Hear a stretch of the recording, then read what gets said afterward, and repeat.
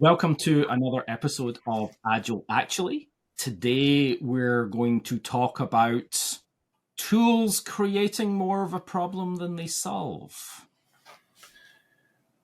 What do you think, Simon? That looks like it triggers you already.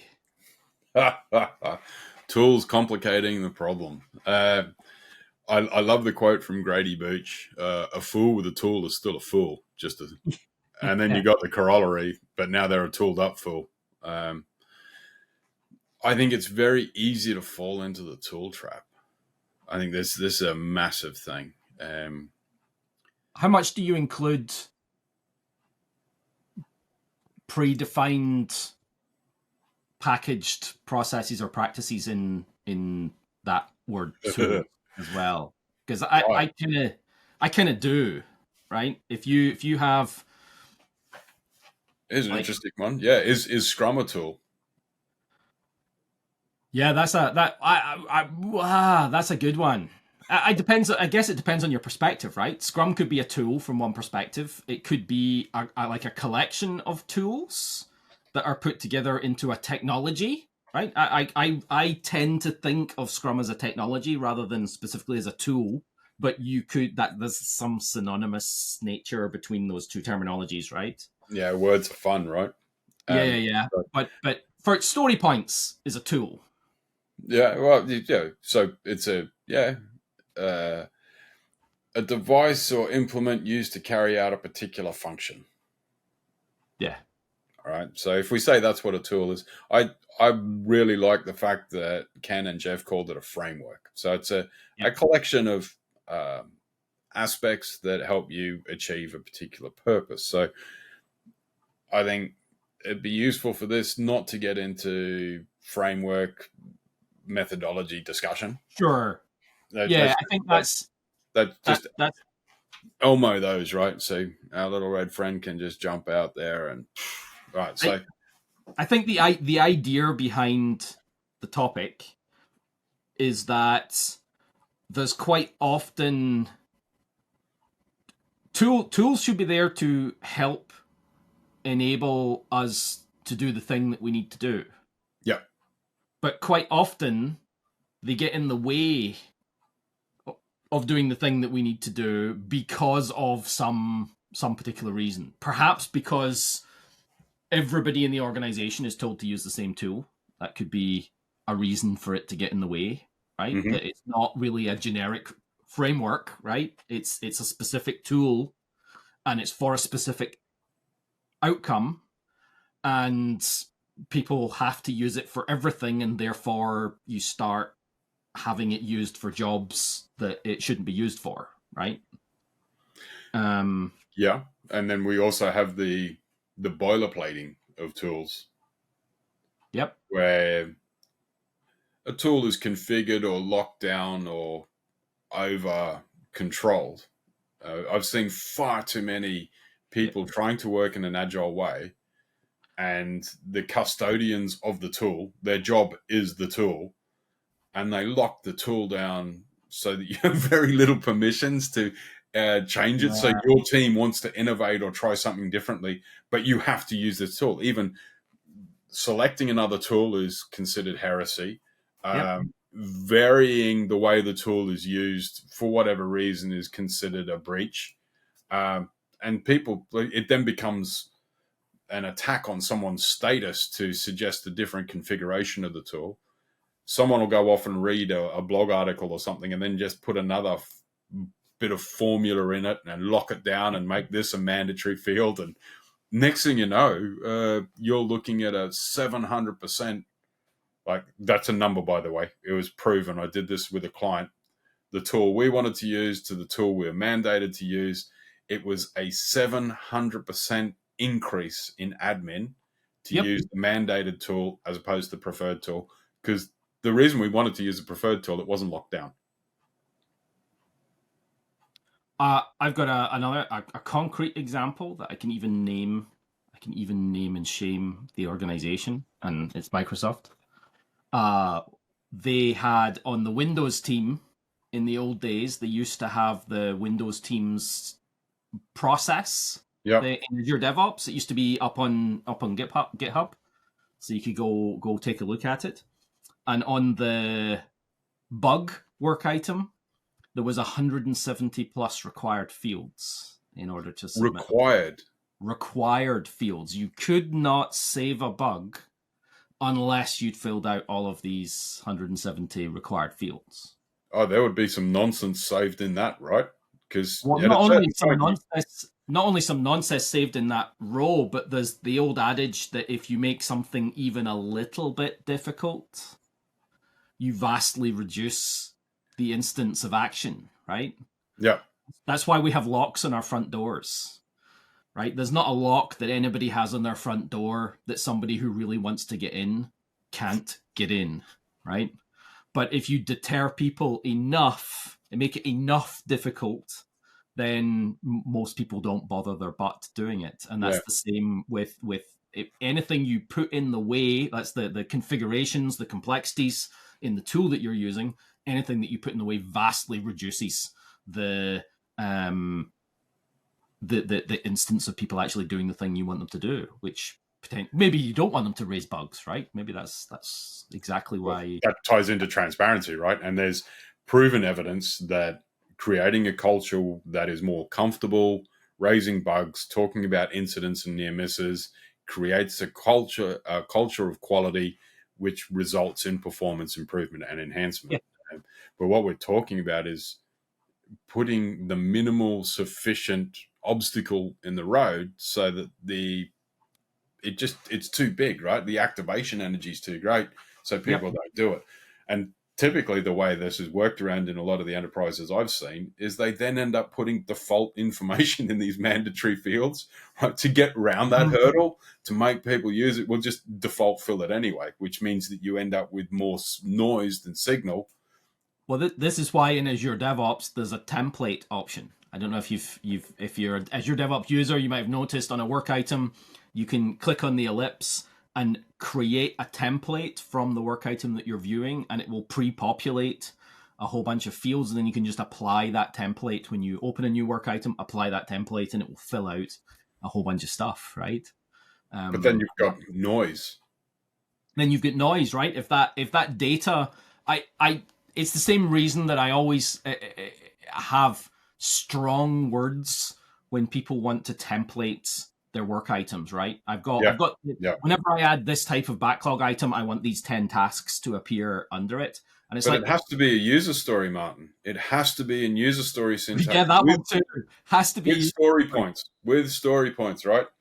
And that's why you get backlog items in somebody's backlog that says, as a product owner, I want, or as a system, as system 4, I want, as a systems integrator. It's like those, that square peg round hole, right? You're trying to fit something into a format, use a tool for a task that it was not meant to be used for, and then it ends up inhibiting value, reducing transparency, because people can't really see what's going on. A good example that I hit recently, same idea, that obfusion, that lack of reducing transparency, is and there's a little bit. I know this is a tools conversation, so it's a little bit Azure DevOpsy. But when you put a work item in, you know how you've got the different levels in Azure DevOps. Yep. You've got backlog, and then you've got the feature level, and then you've got the epic level. You can call them whatever you want, and you can have up to 7 levels, but that's it, the out of the box. When you have the Kanban board, the boards view, it's not called Kanban board, but boards view. There's boards and then task board, right? Those are the two views. Yeah. On the board view, if you it defaults the columns to all of the states that are physically on the work item, right? So if the work item is new, approved, in progress, done, right? That will be the default columns, and then teams can break them down and make them more columns if they want out of that. But in a team that I'm working with at the moment, and this is across an entire group, so there's about 13 teams working in this project, somebody's created a dependency work item, right? Which is okay. This is like an external to this group of people's dependency that we want to monitor and track. But they've added it to the backlog level, and it has 8 states that are completely different from the backlog item state. Yeah. Which means the default when you go to look at the boards Is 8 is states. no, there's 8 plus the Plus. backlog Oh, item right. state. So 13, 15. So, and And and it just effectively shits it all out, right? yeah, And then if you try and move a backlog item into a column that isn't a state on that backlog item, it zoops back to the start because it doesn't know what to do with it because that state doesn't exist on that backlog item. but this is the infuriating. That is a perfect example of a tool complicating already complex work. Yes, the tool is getting in the way, but it's there's 2 difficulties, right? There's somebody made a mistake. They didn't know it was a mistake, but somebody did something that reduced the effectiveness of the tool, made it harder to use the tool for the majority of people that are using it. They had good intentions, but they made it harder. But as soon as that is raised, it's a very easy physical fix, right? You just take that dependency and move it out of the backlog group, and you're done. Yes. Total 100% fixes the problem instantly. But how do you get approval to do that? Well, Because this is an interesting thing that I'd like to call out a few aspects of that example. The first one is the whole lean approach of a local optimization for a suboptimal whole, right? We're solving a very small problem in a big system, and we've just made it insurmountably worse for everyone else. Yep. The second one is authorization and the need for architecture. And this is something that is not discussed a lot. I know we talk about it in the PSD, my favorite course, and my favorite version of it was the original version that you and I qualified under back in the day in 2020, the 5-day one. And we had a good, at least day-long discussion about architecture and the illities and the need for architecture and the fact that we start at a high level and we work down, and architecture is part of the planning process. And how you do emergent architecture. Yeah, it's without ending up with that famous house, the Winchester house in America, right? Because we've seen products like that. What you're describing is a Winchester house process. Just a quick pause here. Anybody who hasn't heard of it, get on your favorite search engine and have a look at the Winchester house. Fascinating story, truly tragic, a wonderful collection of follies and architectural stupidities because there was no overall design or intent with it.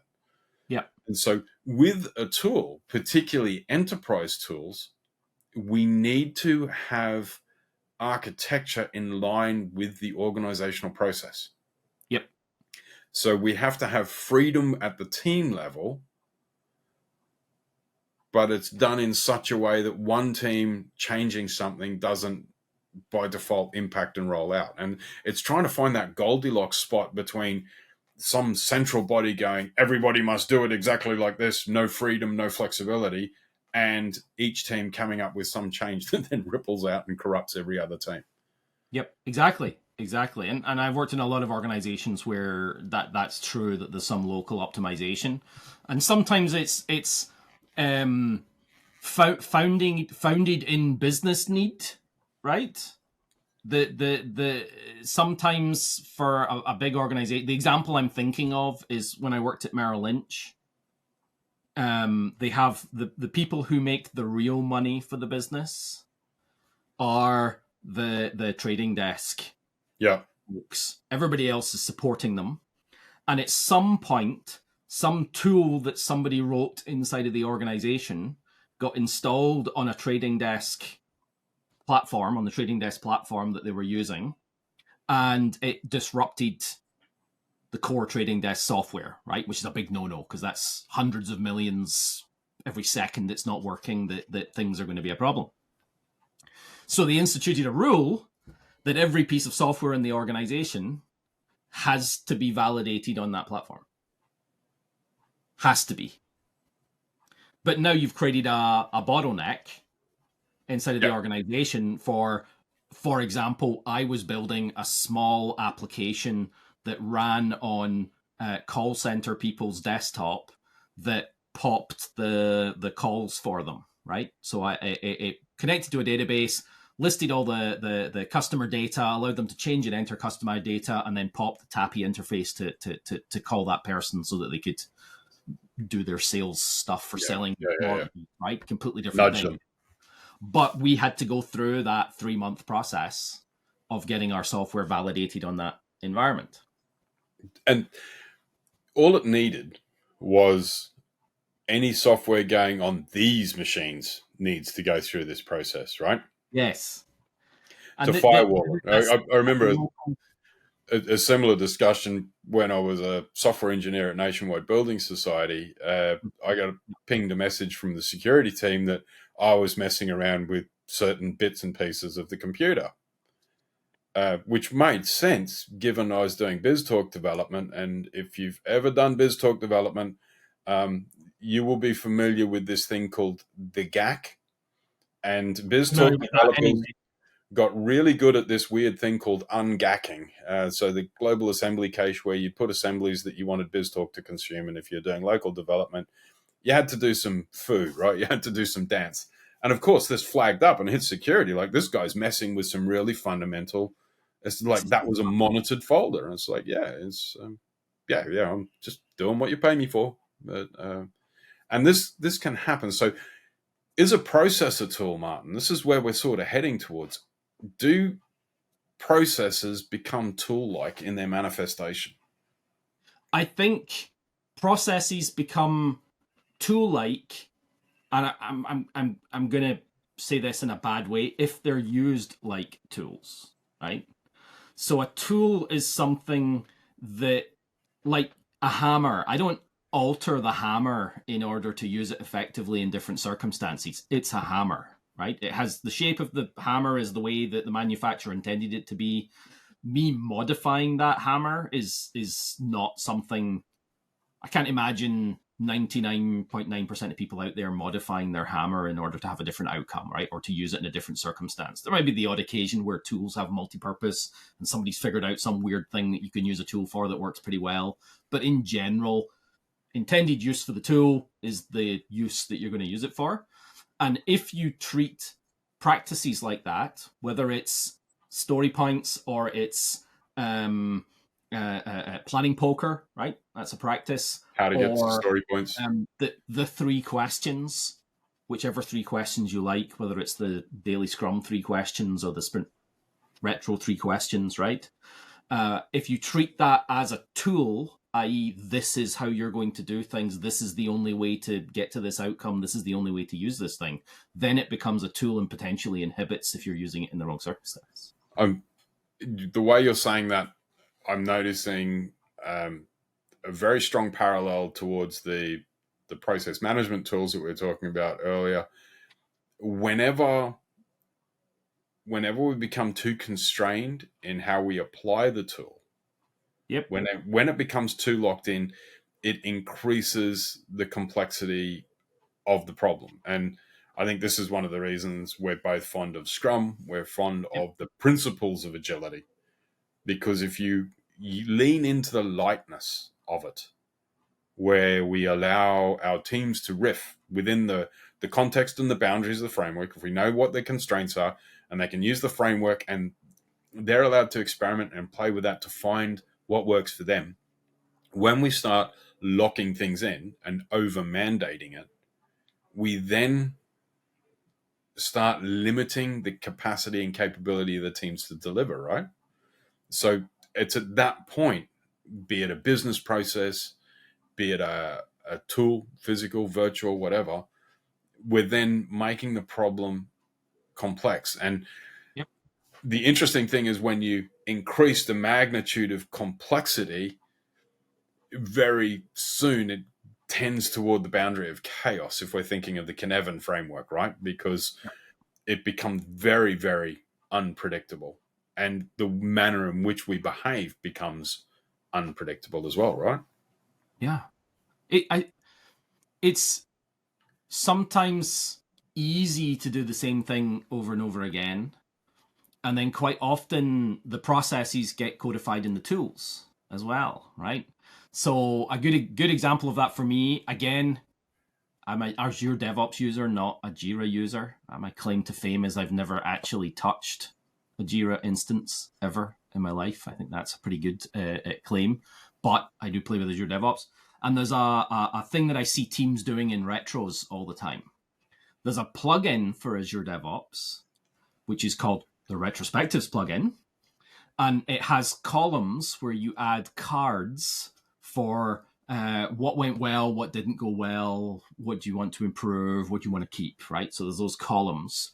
And then it has a way for people to vote on those items to surface what items do we want to talk about, do we want to deal with, and then it has a what are you going to do about it page. And the idea of that is great, right? That sounds like it's something that you want to do, but if you've been using it for the past 20 sprints, suddenly perhaps it just becomes a mechanical thing. It becomes just a tool. And there's no emotion in a tool. There's no connection to the Scrum values. Yeah, that's what I was looking for. There's no connection to the Scrum values. And Mechanical. Scrum itself can become a tool for organizations. There's a reason it's called the Scrum Guide and not the Scrum Rulebook, right? It's not. There is an organization out there that sells their Scrum study book, and I think they've managed to get the 14 pages up to 208 and everything. 80 something. Yeah. It's awesome. It's massive. Here's the Scrum Rulebook, right? Everything. The Scrum body of knowledge. There you go. You want Scrum in a project managed way. So how do we? So we're saying, let me stumble around and find the question here. We're suggesting that overly constraining means that business practices, tools, whatever, become more tool-like when they become mechanical in operation. We want to maintain empiricism and the ability to live the Scrum values when we're doing stuff.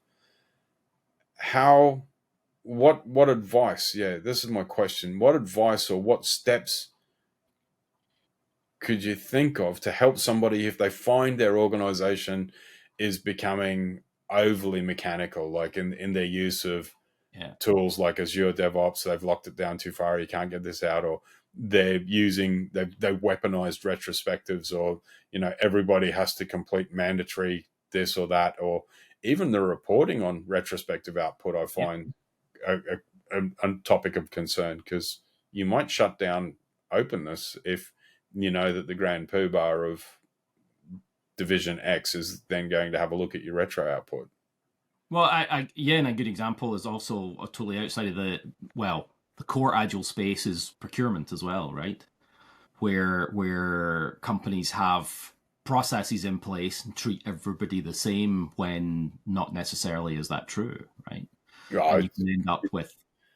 That's the reason I've fallen in love with Lean Agile procurement, because it applies the values of Lean and Agile to the procurement process. Yeah. And if we create a discussion space, we can get through a lot of which has become very structured and templated. I think you and I have both completed bids for multinationals where it took you to better part of 3 working days to fill out a 700-page. That's a mild exaggeration, but not by much. Excel. Not by much.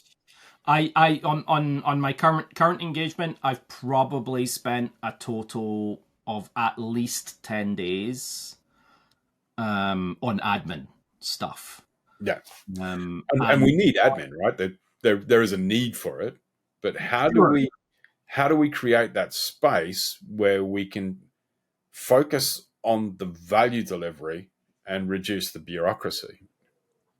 So, but this is where I feel like there's a word that's used a lot in the Agile space that is what we're talking about, that people misunderstand, and I feel like I used to misunderstand it as well. And that's the word emergent. That we talk about the processes and practices that we need emerge over time. Right? We talk about that in case of Scrum. We talk about it for everything, whether it's procurement, whether it's anything. Your processes, software development, your processes and practices and the tools you need the processes you need, the practices you need, all emerge over time. And I always used to think, many moons ago, that emerge means, boop, now it's here, right? But emerge also means the continuous shifting of that thing over time.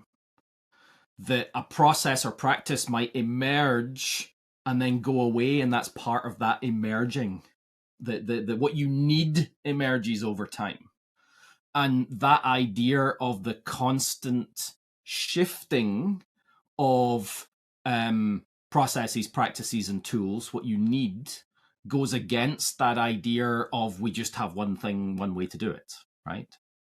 That's that imposed one way to do it. So whether that's we're all going to use user stories, right? Or we're all going to use story points, or we're all going to use a hammer, and every problem is a nail, right? Or procurement, right? Everybody's the same. So when I'm filling out the vendor form, I have to fill out a delivery address, even though I'm delivering it virtually. How does that make sense? Or, whatever. I mean, that's a little thing, right? But that's part of that process. So how do you create those processes that are more dynamic, that take into account of that emergent nature of what you might need over time? But businesses are designed to codify the way you do things and then enshrine them and lock them in, right? You've tightened up all the bolts and now it can't move anymore. I think this is there's multi parts in the way I would reflect back what you've said is that I think the way you're describing the process as becoming locked in is very Tayloristic. Yep. And it's that whole concept of best practice. Yep. That once one oh, hang on, that's just Homer telling me what time it is. So it's Tayloristic in the fact that we will achieve best practice. And this is the older predictive way of doing things, because project management is an adaptive thing. Now, if we lock ourselves into a space of best practice or known way of doing things without allowing or tolerating processes to ebb and flow, it means our organizations are more robust. And this is the difference between robust, resilient, and anti-fragile. So if a robust organization will be able to withstand the buffets of a turbulent world, whereas if we build resilient or anti-fragile organizations, they're more organic and they will be able to adapt and change responding to various stimuli, which means that they will have a process for deprecating processes, right? Though as part of their adaptation, they can bin stuff, they can bring in a different process, they will be able to respond more quickly. And this, I love the quote that the whole point of Agile is to turn on the dime for a dime, to be able to pivot, to be able to respond, that ultimate essence. But because Agile's 25 years old now, roughly, it's now mainstream. It's only the late adopters that are coming around to it. You know, there's a few pockets of our organization where it hasn't been. The early majority have already hopped on board with Agile, and it's now getting into the late majority, right? Yeah. But how do we bring in this concept of resilience, the whole anti-fragility thing of that empiricism, living the values? And in response to your question, like, how do we do that? I think it comes down to having clear principles. If we have a good business strategy and good principles, and then we just let our people be awesome within the boundaries of business strategy and core principles. Principles, not rules, right? That's principles, not policies. Yes. And anytime you have a policy, you're enshrining one way to do something. When you have a principle, you enable people to make choices within the bounds of those core principles.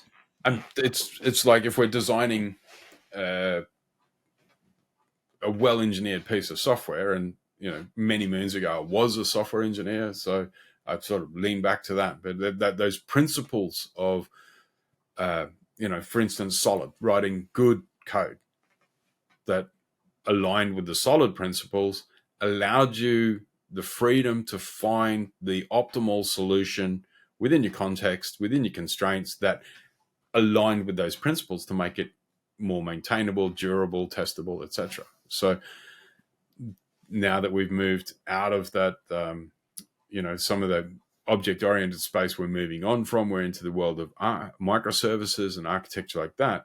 And DevOps and the rise in DevOps means we need to lean into the principles of automation, of faster feedback loop, of zero touch, right? But its principles gives you elbow room. Yeah, gives you room to experiment, to try different things, to see if a slightly different way is a better way to do something, right? Which for lots of organizations, I feel like it's that, and I do definitely agree with you. It's that Tayloristic view, that turn of the century industrial revolution thinking, where businesses existed in very sparse markets, right? So they could afford to say, here's the one way we're going to do things, and build a business around that one way we're going to do things.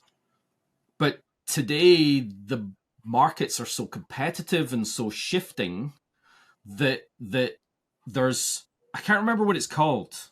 There's a name for when you've got too many species in an ecosystem all competing for the same niche, right? Okay. That some of those species are going to die out because they're not going to be able to adapt to, somebody's going to be better at it. The same reason that modern humans out evolved the Neanderthal, right? We probably killed them off because we were the more aggressive, maybe more thinky, solving problems, Well, more successful with them. evidence And suggests we interbred with them, but sure, yeah, that whole emergence, that responsive. As you were talking, I just kept thinking of that buzz phrase that's been around for a while now, of VUCA: volatility, uncertainty, yeah, complexity, and yeah, ambiguity. Volca, not Volca. Well, yeah, Yeah, okay, VUCA. Veruca, something. Yeah, and it also reminds me of uh, back in the olden days, like when you're talking about this, the the days of sail when the Dutch, French, Spanish, and English were chasing each other around the world's oceans, colonizing and pillaging and destroying the world. Um, the the British quote for Friday was "a willing foe in sea room," and it's interesting that style of leadership where once they were out, if they were out in their ship, they decided there was a lot of freedom Yep. and latitude, but there was some core principles that guided it. And so, if we can think of creating a space of autonomy based upon a direction and principles within our teams and enabling some clear boundaries, and I think this is the thing most organizations really struggle with. What are the constraints and boundaries of your tooling, of your process, of your communication, of your problem space? If we can nail Yep. that, then we can do it. Because according to the Scrum Guide, the team has flexibility to choose tools that help them the most. So they should have a mechanism to choose a different tool. But that sounds hard, Simon. Uh, I think it was Teddy Roosevelt said that nothing worthwhile in life is going to be easy. It's hard to come up with principles because you're thinking about what is the core thing that I'm trying to achieve. Whereas it's much easier to just say, here's a set of rules that you have to follow, not Well, why you have to follow it or what you're trying to achieve as the outcome. it's also much harder to check against principles. It becomes very nuanced. It means you actually have to talk to people. I am concerned about your compliance, or I'm concerned about how you're enacting this particular principle. I Yep. don't think you are. Let's discuss this. It means that our leadership style must become more collaborative. It must become Yep. more intent based because you and I could both enact a core principle. Say we're talking about, say, the principle of transparency. You and I could both enact it in slightly different ways, both honor it within terms of our context, but it would appear radically different. And so it would require a conversation, right? Yeah, and intent based leadership. If anybody's confused by that term, have a read of a book called "Turn This Ship Around" by David Marquette. That would lead you in the right direction for what they mean. If you can't be bothered reading the book because you're not a reader, there's also a 15-minute YouTube video that also Yeah. And it gets you. also, yeah, there's a huge, like, US military created some good thinking in this space. And there's General Stanley McChrystal's team of teams, Jocko Willink and Leif Babich with extreme ownership, and followed that up with the dichotomy of leadership. Yep. And David Marquet's Turn Your Ship Around. You know, there's some good thinking in this space. More recently, there's also a bunch of stuff around red team thinking as well, which I Yeah, think brings into that space too. yeah, but it's a lot of it is principle based, Yeah. and the need for adaptation. Well, when you're in the middle of nowhere with no ability to get help from anybody, rules don't help, right? You need the principles to have the freedom to make decisions within the bounds of those principles so that you can be the most effective you can at whatever your mission objectives are. Yeah, be clear upon your mission and be Well, willing to adapt. I do always I have a thing that I say. I'm actually I'm looking for you to correct my saying.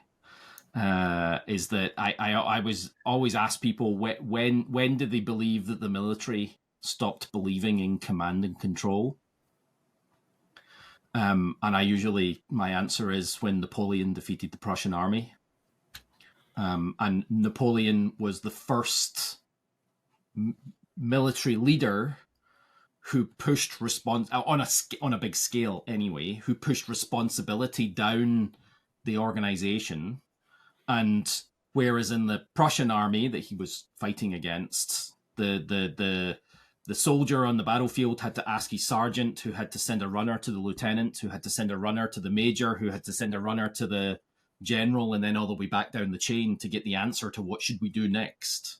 Well, And I would suggest there are many instances of that still being the predominant way of thinking. A lot of sure, the time, you know, the special forces definitely have more freedom. You know, the elite units. But you have a look at the history.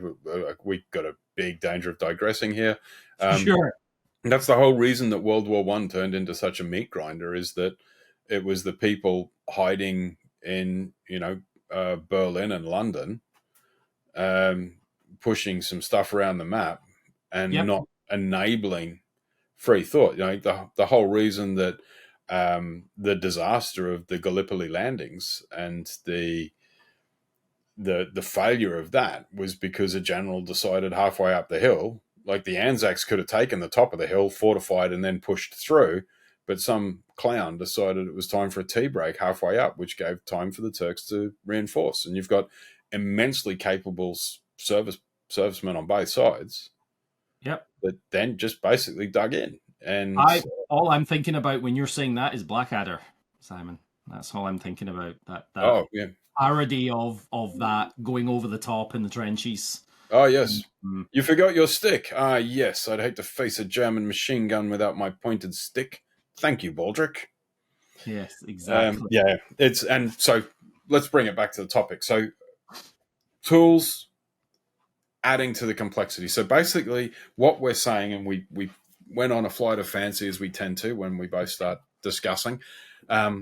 What we arrived at is it is possible to use a physical, virtual, or business process as a tool that increases the complexity, that boosts the amount of effort you and your team have to expend to be able to achieve sometimes even the most simple of tasks because it's just unnecessary, unwieldy, painful, etc. So people will either not use that process tool and you'll then end up with stuff off the books. What we're saying from that is the more efficient and effective way of helping teams achieve greatness is by tapping into core principles. Much harder to do, but it enables more latitude and freedom within clear constraints. How if so? There's then maybe this is a good segue into that idea of autonomy versus alignment, right? Generally, alignment is often fulfilled through tooling, right? People align through tools, and if a practice is aligned, it becomes a tool, right?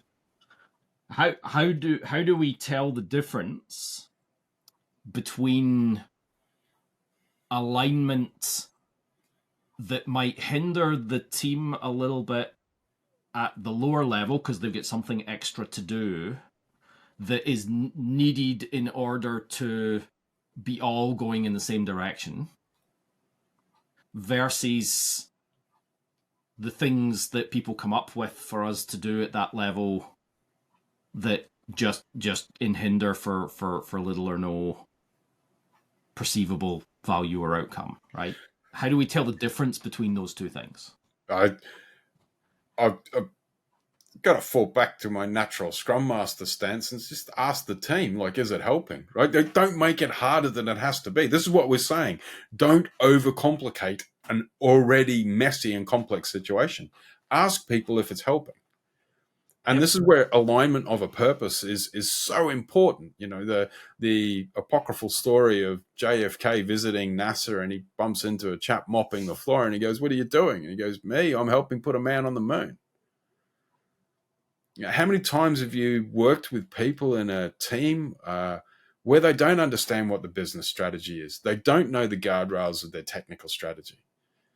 And Yep. it's to quote Lewis Carroll, you know, and it's the Cheshire Cat. If you don't know where you're going, all roads will get you there. Yeah. Or if you don't know where you're going, how will you ever get there? Well, yeah. And the thing is, if we don't know where we're going, you've got different people, and like you've got explorers who just can't wait to get over the next hill. Doesn't matter whether it's in the right direction, as long as it's a cool and interesting hill. And then you've got other people who will not do anything unless there's a clear direction, so they just set up camp and then dig in. So you end up with this. Basically, you create a diaspora within your organization where people are just going off doing random stuff because you haven't put that clear direction down. Yep. So we need a purpose. We need a strategy. We need a direction. We need ruthlessness on value.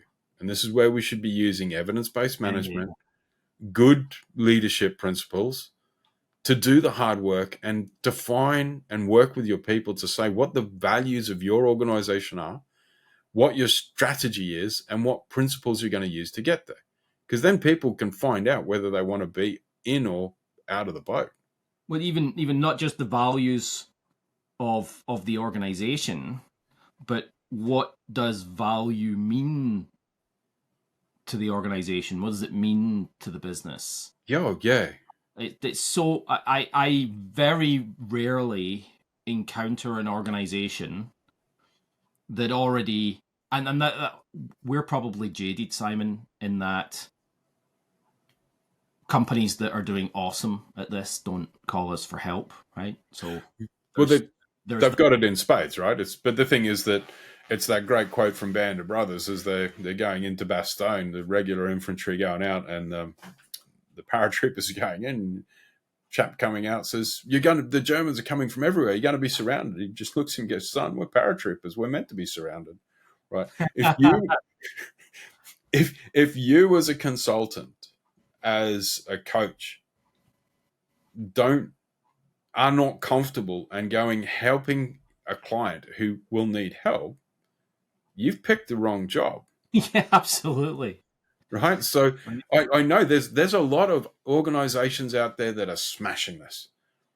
There's a lot of organizations out there that have really good principles that are making it easy for people to thrive. I'm reading A Year Without Pants, which is a story about WordPress. Great book, great read. And WordPress were founded on this whole idea of just getting awesome people to be awesome. And you and can see, and virtually from the start, right? So well, from they've the startup, and one of their core founding principles was open source, that everything they did, people could copy and fork and spike and do whatever they went with.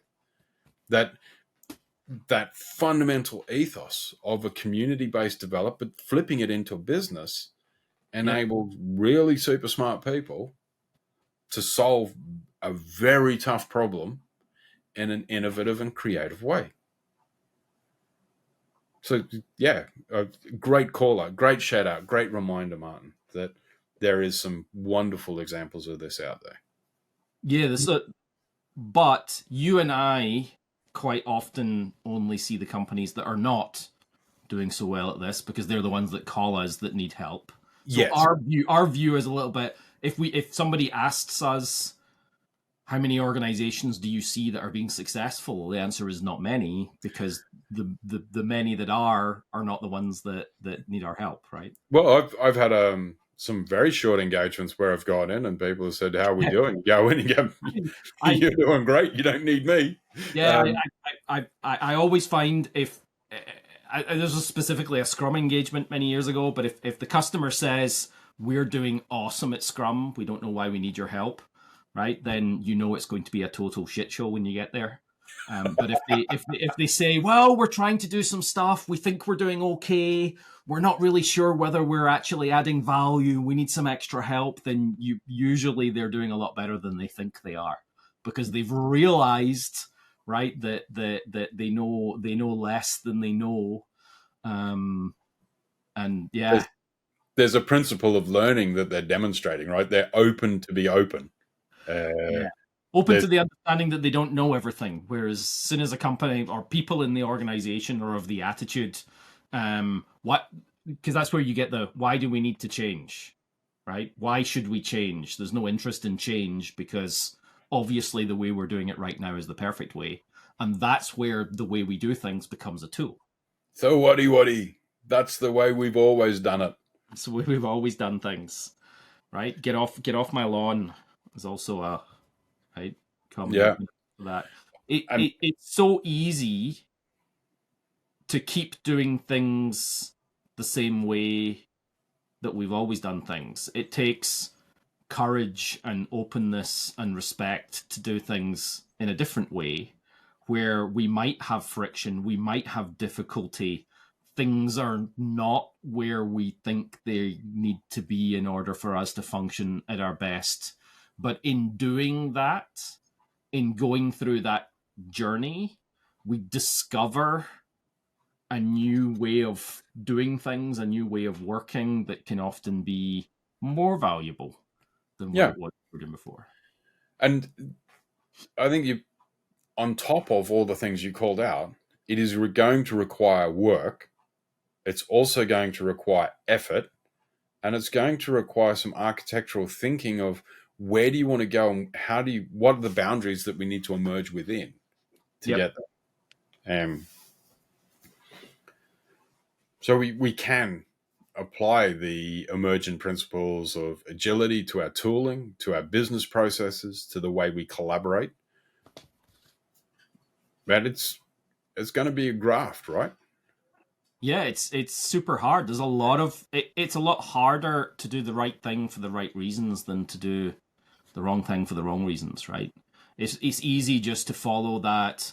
Well, this is the board we have. Everybody needs to use the same thing, or everybody needs to do story points because then I can look at anybody's backlog and I know what it looks like, right? I know what it should look like. I know that pattern in my head. It should have, as I want, so that, and as soon as it deviates from that, oh, they're doing something. Oh, my favorite one, Simon. This was from years ago. You'll like this one.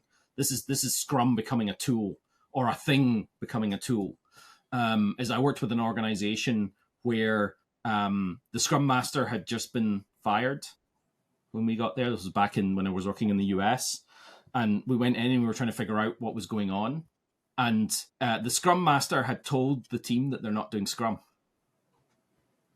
And he told them they weren't doing Scrum because they were not standing up during the daily. And let's put aside the fact that stand up is not part of Scrum. Stand up is an XP thing from 20 years before, right? But that's what the Scrum Master had said to this group. Whereas this group had decided as a group, the team had collaborated and decided that they didn't want to stand during the daily because they'd be towering over the disabled person in the wheelchair on their team. Which is perfect sense, right? And which is the very definition of self-organization and fulfills the values of Scrum. But somebody coming in and thinking of Scrum as a tool, thou shalt use it this way, caused that, and that's a really bad example, right? But there's lots of smaller examples that have less overall impact, but it ends up being a death of 1,000 cuts of making. We see these posts all the time at the moment, Simon, that I hate Scrum because, or Scrum is a cancer because posts that you see around at the moment. And usually there's a list of here's why I think this. And none of it's Scrum, right?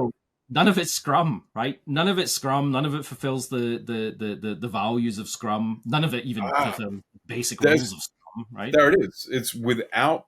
This is something I'm very fond of saying and shouting from the rooftops. Scrum without the values is a brutal tool of nano management and oppression.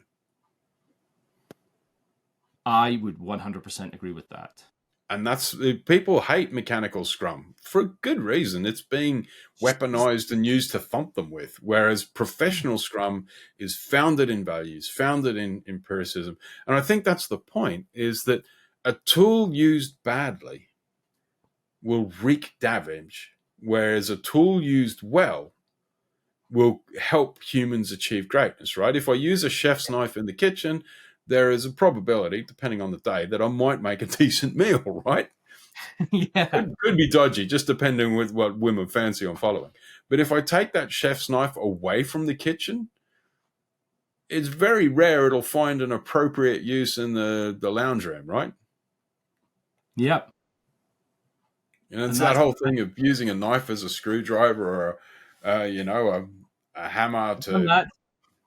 Yeah. But does not usually end well with a knife. No. So you might have bent the tip of the knife, and it'll only let you use flathead screws, not Phillips head or. You're not jamming it in hard enough. Okay. So probably I should go and get a sharper knife at that point, right? Yeah, exactly. Wonder why I cut my. How did you cut your hand? Well, you see, I was trying to put a screw in. What? Yeah, I think that's the overall essence of this topic, right? That tools, things that are tools and were designed as tools, are often suited for a specific job in a specific circumstance.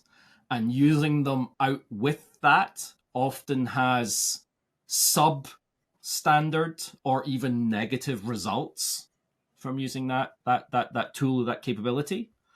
And often we turn things that in other circumstances wouldn't be a tool into a tool by focusing only on the mechanics of the thing rather than focusing on the values and principles of the context within which we're working. Right. So, sum up? Yeah, that's so to be agile, actually. See what I did there? Needs to be founded in values. And we need to really think about how we're living empiricism of being transparent and inspecting and adapting, because there will be an edge case where we will take a tool of one context, apply it to another, and it'll be an innovation. Awesome. Go you. But also be willing to run it as a hypothesis and go, if we try this, this will happen. And if it doesn't, if we don't get the expected results, your hypothesis has been proven faulty. So just bin it. So values, principles, mindful application, focus on value, let your people flourish. Yeah. Is that? That's absolutely, that's what folks should be doing. Cool. Well, I think we've done a nice little. Yeah, we've looped all the way back there. on. I think, yeah, I think there's a lot to think about in what we talked about. I think there's a lot to unpack for many folks. They might see tools in the practices that they're doing. But just think about the context, bring in the context, bring in the values, bring in the principles, and see if it still suits the situation that you're using it in. And maybe you need to adjust the way you do things in order to be more effective. Be agile, actually.